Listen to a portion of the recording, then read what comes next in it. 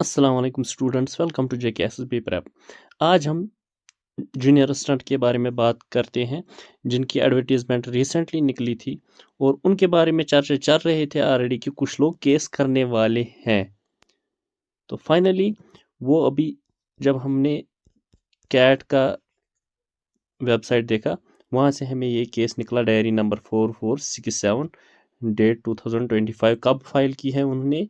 31/12/2025।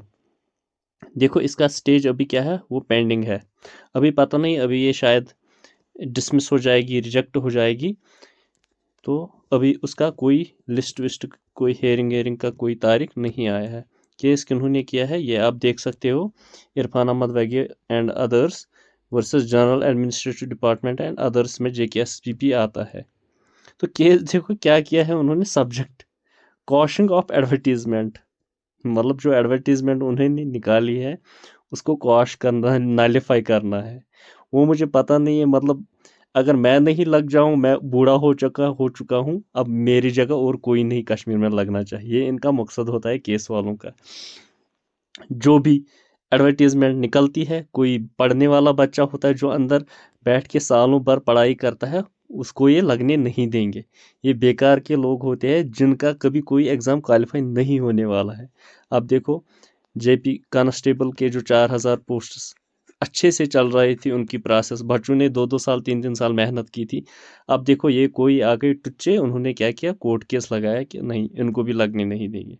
अब आ गया कोई सब इंस्पेक्टर का, नहीं लगने देंगे। 30-40 साल के बच्चे बोल रहे हैं अगर आपने 30 साल में कुछ नहीं उखाड़ा, 28 साल की उम्र में कुछ नहीं, अब आप 32 उम्र में क्या उखाड़ोगे?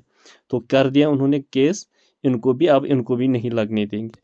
अब नायब तहसीलदार का लगने वाले थे 70।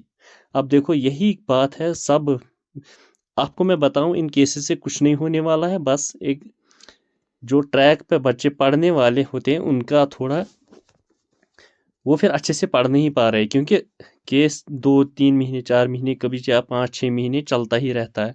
फिर वो कंसिस्टेंसी नहीं रहती है पढ़ाई में, जब कोई एग्ज़ाम ही नहीं हो रहा है, कुछ नहीं हो रहा है, ये प्रॉब्लम होती है केसेस से। वरना हमने जब देखा 99% केसेस जो स्टेट JKSSB ही जीत के आता है। JKSSB केस कभी नहीं हारता, ये आपने देखा होगा पिछली बार। और ये देखो केस अभी डिफेक्टिव भी है, लेकिन अभी इसकी कोई डेट, हेयरिंग डेट नहीं आई।